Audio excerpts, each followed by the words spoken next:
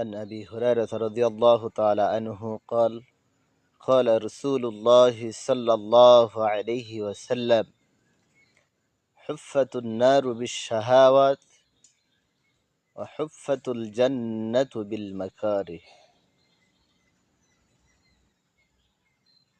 হযরত আবু হুরায়রা রাদিয়াল্লাহু তাআলা আনহু হতে বর্ণিত, তিনি বলেন, রাসূলুল্লাহ সাল্লাল্লাহু আলাইহি ওয়াসাল্লাম বলেছেন,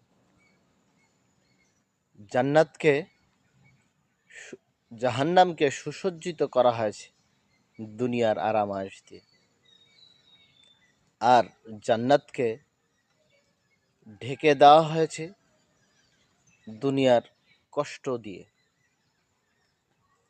সম্মানিত ভিউয়ার্স, আমরা দুনিয়ায় যারা আরাম আয়েশ করছি, যারা আরাম আয়েশে মজে আছি, আমরা কিন্তু জাহান্নামের কর্ম করতেছি। আল্লাহ নবী সাল্লাল্লাহু আলাইহি ওয়াসাল্লাম অন্য এক হাদিসে বলছেন, আর দুনিয়া সিজনুল মুমিন ও জান্নাতুল কাফির। দুনিয়া মুমিনের জন্য জেলখানা আর কাফেরদের জন্য ভেস্তাখানা। দুনিয়া আরামায়েশের জায়গা নয়।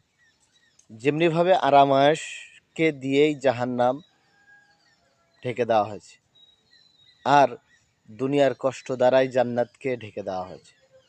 এজন্য আসুন আমরা দুনিয়াতেই কষ্ট করি, এখানে আল্লাহর জমিনে আল্লাহর দ্বীন প্রতিষ্ঠাতার চেষ্টা করি, ইবাদত বন্দেগীতে সময় পার করি, আল্লাহর সন্তুষ্টি অর্জন করি।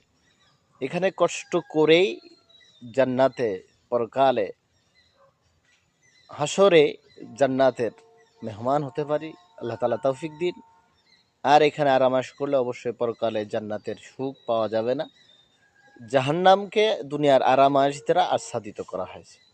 এই জন্য আমরা আরামাশ ত্যাগ করে কষ্টকর জীবন পার করি, তাহলে আমরা পরকালে অবশ্যই শান্তির জায়গা পেতে পারি বা পাবো, আশা রাখি ইনশাআল্লাহ।